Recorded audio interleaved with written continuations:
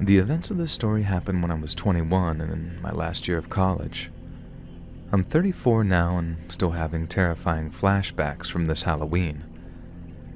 My friends and I liked to party in college, and Halloween was one of the best nights to party. We got to dress up in sexy and not so sexy outfits, not to mention it was an excuse to act a little crazy. My friends were all beautiful and had the boys drooling all over them, and I was never considered one of the quote-unquote hot girls, but I didn't care. It really wasn't something I ever cared about. I was still friends with all the boys, and I loved hanging out with my girls. Well, this Halloween, we had a party at my friend Steve's house. Like a lot of the college parties, we were basically kids, and many people still didn't know how to handle their alcohol. At about 11, the cops were called for a noise complaint, and we all ran because that's what everyone did in high school, and apparently it carried over to college. My friend Amy told me to jump into a car with her friend Dave, and he would take us to another party, and I stupidly did. The car ride was weird, just him and he didn't talk much. The car smelled like beef jerky and had a hint of body odor. He had a mask, but it was on his lap while he was driving. He had a hooded sweatshirt, some jeans, and these brown work boots. He has a scraggly beard and greasy hair, and I tried asking questions to make the drive not so awkward, but he didn't really answer them. Finally, I asked what school he went to, and he responded, "I dropped out of college a while ago." Okay, I thought, I don't want to judge a book by its cover, so I asked, "Well, how old are you?" And he responded in a sort of shaky, almost nervous voice and said that he was 37. Now, this freaked me out a little bit because he's slightly older than I am now, and back then I was 21 and he's hanging out with a bunch of college kids. Trying not to let on to the fact that I was kind of nervous, I asked him, "So how do you know Amy?" And he responded with the most terrifying answer I could ever think of. In that still shaky and very unflattering voice, he said, "Who's Amy?" And I sunk into my chair, clenching my sides, not knowing what to do. "She's the blonde who told me to get in the car with you?" I said, and he responded with this very stoic, "Oh, her. Yeah. She told me you were single." I didn't respond. I honestly didn't know what to say. I was furious with Amy, scared stiff of my current situation, and confused because it was pitch black outside and I had no idea what we were driving. After about a 10 or 15-minute drive, which seemed like forever, we arrived at a house. It was not a very nice part of town. All the houses on the block looked beat up or abandoned. I looked for Amy's car, or any car I recognized, but it was just too dark to point anything out. We approached a red door with severely chipped paint only lit up by the dull front light, and Dave didn't even knock and just walked into the house. The house was cold and smelled awful, even worse than Dave's car. We walked into the front room, which I assumed would be the living room. It had a dirty and disgusting olive green shag carpet with an old brown couch. The walls were white with chipped paint everywhere you looked. Piles of pizza boxes and beer cans lined the floors, which you may think implies a party had been there, but these boxes of pizza were very old. The room was only lit by one lamp that was on the floor, and it gave off a very low light. On the brown couch, there was a man and woman sitting very close, but not really moving. They looked to be passed out. We walked into the kitchen, which was just more of the same. Trash and the horrible smell of garbage. In the kitchen, there was a man probably in his 20s, maybe 30s, and he didn't look so good. I was still trying not to judge, but he was very clearly not in the right mental state. He gave Dave a sort of high five and introduced me to him as Skip. He looked at Dave and back at me and smiled. He had these weird teeth and bug eyes made my skin crawl. The other man in the kitchen was an older gentleman, and he seemed to be in his 40s or 50s, I really couldn't tell. And he said nothing and just looked at me. I felt sick to my stomach, and the only reason why I didn't run out of that place was because I had no clue where I was and no clue if these people were capable of anything dangerous. We walked into the back room, which was kind of like a screened-in porch. I felt a brief moment of relief seeing about 6 or 7 people out there. There were only 2 girls out of the bunch, and they seemed like half naked and weighed about 95 pounds. I could feel everybody staring at me, but at least there were a lot of people. I know it sounds crazy, but I felt almost safe just being around this larger crowd. But the safe feeling faded very quickly when the two girls walked away with all the guys. They all left this back porch, went upstairs, and shut the door.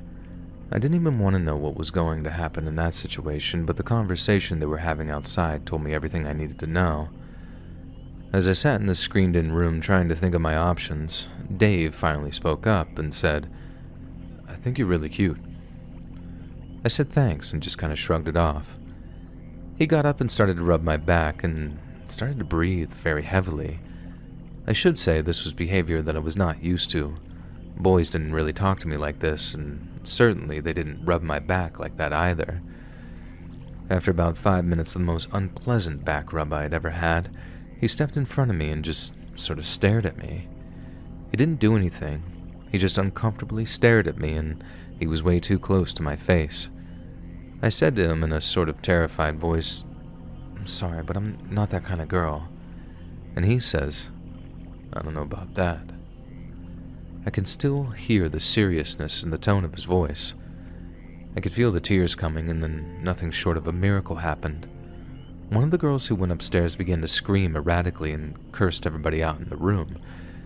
Dave, who at this point was inches from my face, ran upstairs, leaving me downstairs in the back room alone. Without even thinking twice, I got up and climbed right out of the window and ran. Not knowing at all where I was, I just planned on running until I found a gas station or something. I was running down the street, staying close to the sidewalk, trying not to bring any attention to me. I really have no idea how long it was because I didn't have any cell phone on me, and I finally approached this 24-hour Walmart. I walked in and had the night manager call my parents, and they picked me up.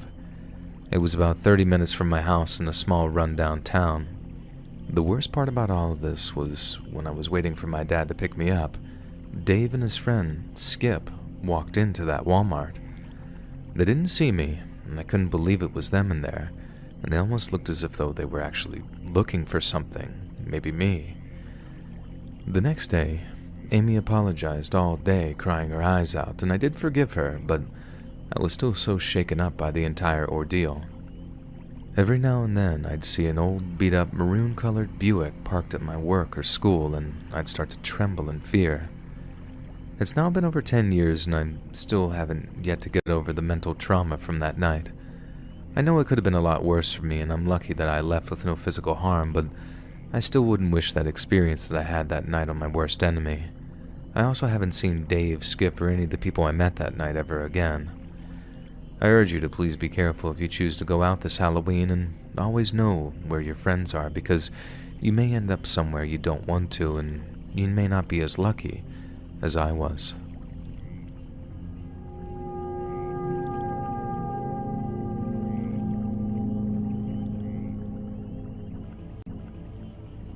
So let me be the first to acknowledge that in my mid-20s, I was a dirtbag. I was a single man that basically was doing whatever I wanted. And when I think back to that time in my life, I tend to kind of cringe. I did a lot of bad things, hurt a lot of people, and truly I was just a piece of garbage. There were a few times, though, that I was served a nice big piece of humble pie, though. Whether it was the cops arresting me or being knocked out because I overestimated my ability. However, one late October night, I was served the biggest piece of that humble pie I mentioned. I hate Halloween, and I always have. I was the kid that went trick-or-treating with my friends without a costume, and I was the same kid that would cuss out the person giving out candy that wouldn't give me any because I didn't have a costume. I told you, I was cringe. This hate for Halloween continued into my adult years. I would date girls that wanted to dress up, and I just refused. And it got to the point where I wouldn't even go to the parties around Halloween because I just didn't get it. One year, though, I had a change of heart. Not because I magically started to like Halloween or anything like that. Instead, obviously, it was because I met a girl. Her name was Bree, and she was my type. I just casually met her at the bar on a random Tuesday night in October, and we got to talking, and, of course, her love for Halloween came up, and she could see my disgust. I told her all of the stories and went on and on about why I hated Halloween, and she seemed to kind of understand, but then said in an almost seductive voice, "I really think you need to reconsider." Now, being the condescending jerk that I was, I laughed and told her no way. She pointed to the corner of the bar, and there were 3 other girls over there. Much like Bree, all 3 of these women were my type. Bree waved, and the women waved back. I was trying to put the puzzle pieces together in my mind, but I couldn't figure out what Bree was getting out. In that same sort of seductive voice, she then says, "Those are my girls. We're going to a Halloween party in the middle of the woods, and none of us have dates. You should be our date tonight." I kid you not, that's exactly what she said to me. All I did was smiled and continue laughing, mostly ironically, and Bree started to rub my hand and gave me all sorts of good vibes. Now, without going into details, Bree talked me into this Halloween party. The kind of person I was back then was never going to say no to this type of implication. When I was leaving the bar that night with all of these beautiful women, it never occurred to me just how many red flags there truly were. For starters, who has a Halloween party on a random Tuesday night? Was it possible? Of course, but not very likely, I guess. Also, who just trusts some random dude at the bar to escort them to the woods? They didn't know me at all. I realize people meet each other in bars all the time and go to parties and gatherings, but the circumstances here just seemed very strange. But I was an ignorant guy, and the way that I saw it was that I got to spend my evening with 4 beautiful women, and I had a full night of fun on my mind. I drove my car with Bree and one of the other girls. The other 2 women drove separately. I was instructed to follow the other car because she knew the way to the party. This was before GPSs, so this was my version of a GPS that night. We drove for a while, long enough that I was starting to have doubts about my decision-making. Bree was smart and attentive, though. Every time a thought of doubt passed through my mind, it was like she kind of knew. And that's when she'd kiss my neck or start saying some wild things, and the doubt would all disappear just like that. And finally, the car in front pulled over to the side of the road, and I followed suit. Wherever we were, there wasn't a light to be found. 2 of the girls pulled out flashlights and sort of gestured for me to follow them. There was a small path that almost looked hidden in this thick brush on the side of the road. The 3 women walked in front with the flashlights, and Bree and I followed from behind. I was trying to listen for any type of noise like music or talking, but just heard nothing but the sort of quiet stillness of the forest. Without any notice, the girls in front started to sprint. Now Bree held me back. At this point, I was just going along with anything. She started to guide me back towards one of the trees, and was so dark that I could barely see. There was just enough moonlight that I could barely make out the details of her face. When I finally felt the tree on my back, Bree looked up at me like she was going to kiss me. I closed my eyes and sort of leaned in for a kiss, and that's where everything changed. Instead of locking lips, I was hit in the head with the backside of what I think was a flashlight. I covered my head instinctively because it hurt really bad, and that's when another shot from the flashlight came down on top of my head. That strike got me down on my knees. I didn't realize that Bree had a purse when we were walking. When she was guiding me toward the tree, she quietly pulled it out, and I didn't notice it until she struck me in the head with that as well. While I was down, I could hear the sounds of footsteps rapidly approaching, and I glanced from my near fetal position and saw the girls from before coming directly at me. Instead of helping me like I thought maybe they would, they started to beat me down with the flashlights as well. And before long, I was in the full fetal position trying to cover my head. All 4 women were beating me with the flashlights while throwing in some high-heeled kicks in the ribs. They took my wallet, and they took my cell phone. Now, at the time, I was broke, and it was just some crappy flip phone, but at least if I had had that, I could have called the police. After they grabbed the wallet, they kicked me a few more times and ran back the way they came. And I even heard the car drive away, and I just laid there down on the dirt ground for a long time. I finally got up, and I walked towards my car. It felt like a truck had just hit me. Thankfully, they couldn't find my keys, but they did smash my windshield and passenger side door. I was in so much pain, but I drove until I found a 24-hour gas station and had the lady there call the police. So I ended up giving the names and descriptions of the women to the police, but needless to say, they never found them. Clearly, this Bree, it wasn't her real name. The entire time I followed that car, I never bothered to even pay attention to what type of car it was. I didn't even know if it was black, dark gray, or even some navy-colored car. And it wasn't long after that night that I truly started to make some changes to my life. I'm lucky that I was able to crawl away from that with just a few broken ribs. And it freaks me out sometimes when I think about those girls and realize that they're probably still out there. And even now, in my late 30s, I still hate the Halloween season.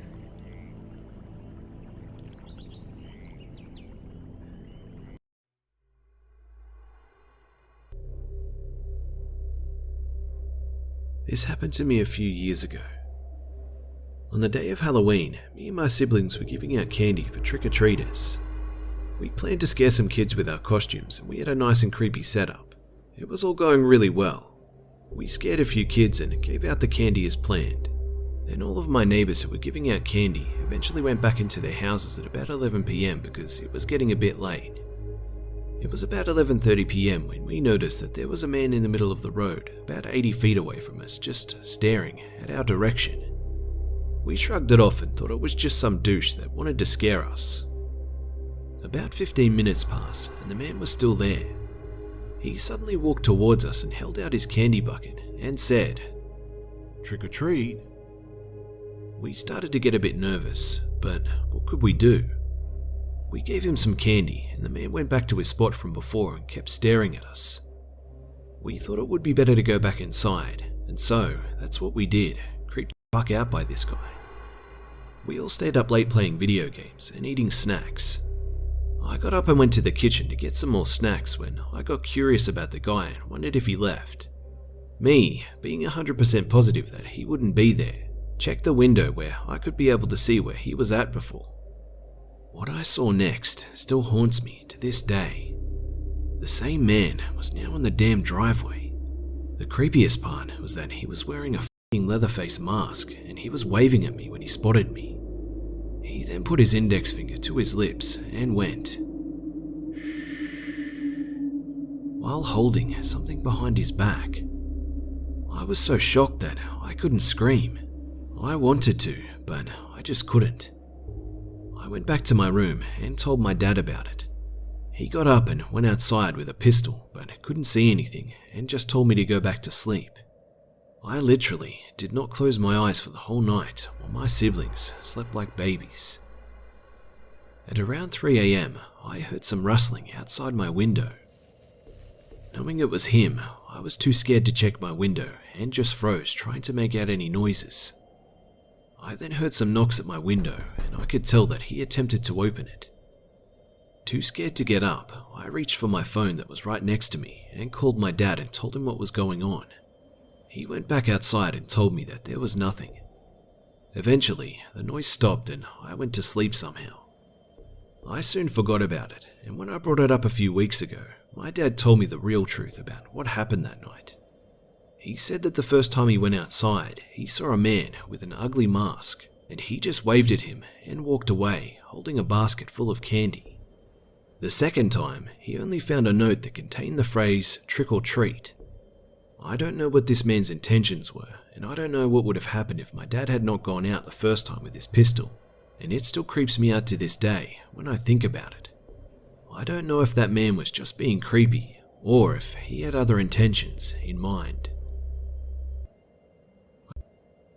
I used to live near a farm, and every Halloween they'd have several weeks of festivities. These festives included attractions such as the haunted hayride, the haunted house, and the haunted corn maze. In fact, now that I think about it, they use the word haunted in almost every attraction. I think the only things that weren't haunted were the bonfire and the hot dog stand. I'm a 22-year-old female with two 24-year-old close male friends I met in high school. I was moving away soon, and we wanted to spend as much time as we could together while we still could. So of course, we decided to go to the farm festivities together. It was pretty fun. I especially loved the haunted hayride because they had some pretty hunky actors, but the haunted house was a bit much for me. I hate small enclosed areas and will get freaked out pretty quickly when a lot of stuff is happening in a tiny place. I knocked over and nearly trampled my other friends several times. So when we got outside to an open cornfield, I was relieved. And while that part was the least scary to me, it may have been the part where I was in the most danger. Standing in front of us was a man dressed up in some typical haunted house gear, a fake chainsaw prop, a pale white mask, scraggly clothes wrought with red stains. He began talking, and the first thing out of his mouth to me was, "Are these two your little fuck buddies?" I gave a guffaw of laughter. The mere thought of these lovable dorky oafs I'd spent years being buddies with, and me being involved like that, was so out of this world to me that all I could do was laugh. It was such a funny thought that I played along and told him yes, which got my friends joining along in the laughter. But the man didn't laugh, he just kept talking. He started saying things like how he was going to watch us go at it, and then he was going to torture us after we did it, and that he would even join in. He continued to go into great detail. My friends and I just kept laughing, more nervously now, like if we stopped laughing, this wouldn't be a joke anymore. It would just be this weird older guy in a cheesy Halloween outfit talking about how he wanted to have sex with all of us.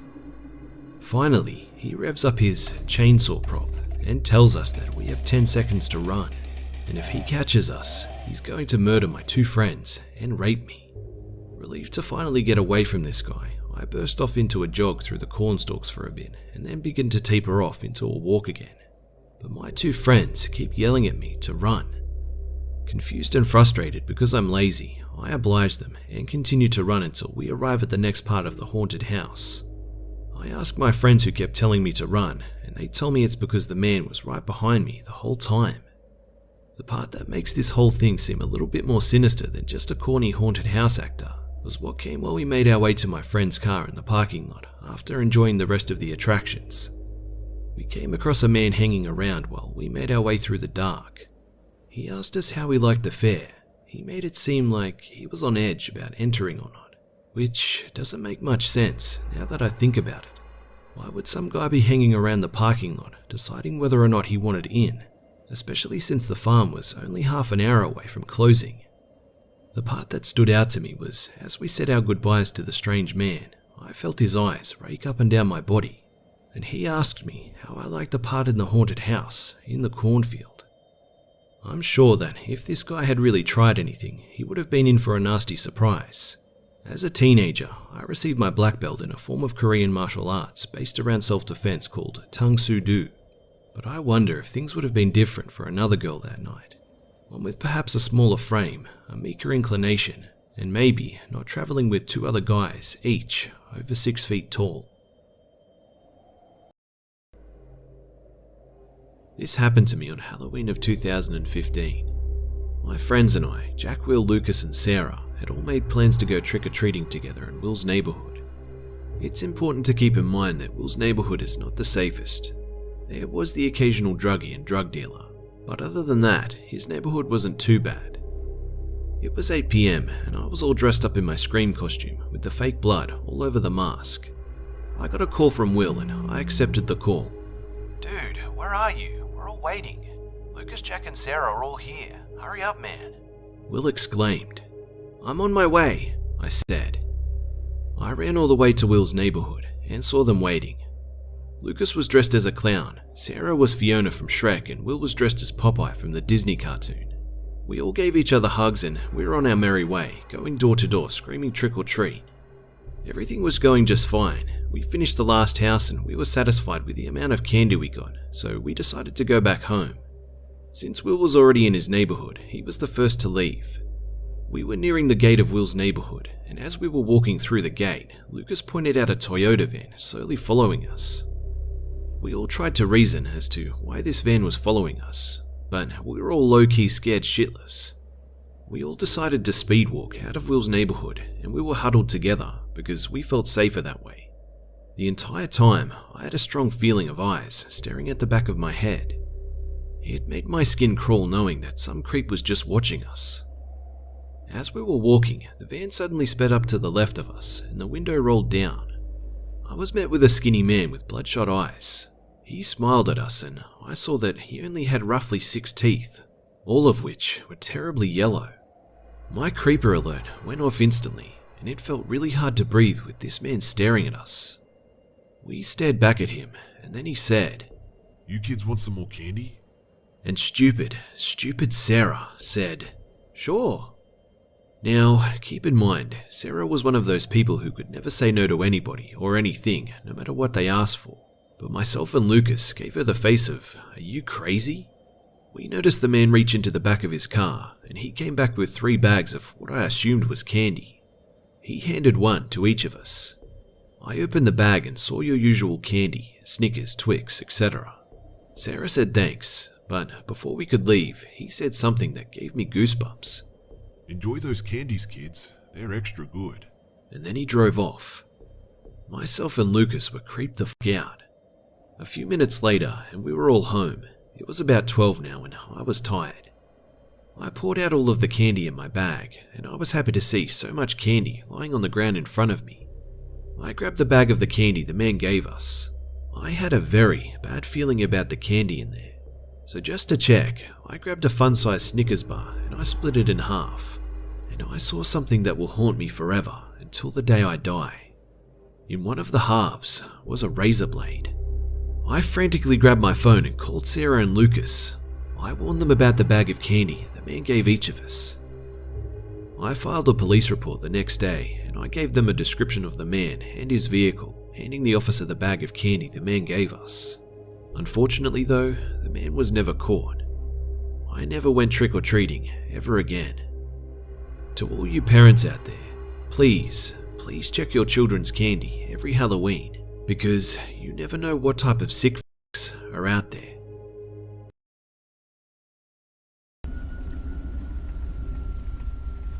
This happened my freshman year of college. I went to a pretty big university, and over time, I met a decent amount of people and had a few groups of friends that I would hang out with. By the time Halloween rolled around my freshman year, I had plans to go out with some of my friends. I dressed up as a nerd and we went out to a few of the bars around campus. As it got later, a few of my friends wanted to go to one of the bars in town that was pretty strict. Being 19 at the time, I figured I wouldn't get in. I told them they should go ahead, and I Snapchatted a few of my other friends asking what they were doing. One of my friends named John told me about a party he had been invited to. He said it was supposed to be really big and asked if I wanted to go with. To me, this was perfect because I wasn't tired yet and still wanted to hang out with people. I told him I'd go, and I walked to the edge of campus and met up with him. We then walked a few blocks to where the address was that John told me. We saw what appeared to be the house. We could just barely hear the music coming from inside and saw a kid wearing a basketball jersey and sunglasses sitting out front drinking a beer. We walked up and John greeted the kid, who I guess knew him. He introduced me and the kid said his name was Jake. Then we both walked inside the house, and the first thing we noticed was a little entryway filled with shoes. We took off ours, and then we went through another doorway into a room where we saw a speaker blaring music, but nobody was in the room. Immediately I got a bad feeling, and as I started to walk forward to the next room, I heard footsteps coming from behind us. John and I turned around and saw 2 large men enter the room with baseball bats. They had on ski masks over their faces, so I couldn't tell anything about them, but they appeared to be well over 6 feet tall. One of the men shouted that they would hurt us unless we did what they said. Then they ordered us to go into the next room that appeared to be at the back end of the house. I was terrified and John looked stunned and pretty scared as well. The next room appeared to be the kitchen. There was a little table with a chair there, and it also had a stove and a sink, then the back door to the house. There was also a wooden door cracked open that led to the basement, which is where the 2 men told us to go. They stood about 6 feet behind us with their bats in their right hand and their left hands pointing. As we were walking towards the door, John nudged me, and just as I looked at him, he suddenly darted for the back kitchen door, which I saw him pull the lock back and open it all in the blink of an eye. Without even really thinking, I followed him and ran as quick as I could to the door. I had a strong rush of adrenaline as I did, and I heard the men behind us start to yell and run after us. I literally rammed into John as he ran out the door, and I almost tripped over him. As I was almost out the door, I could hear the men getting closer and felt the back of my right leg get hit with probably a baseball bat. It got me in my upper right calf, and it hurt really bad, but the adrenaline kept me going out the door, and I followed John around the side of the house.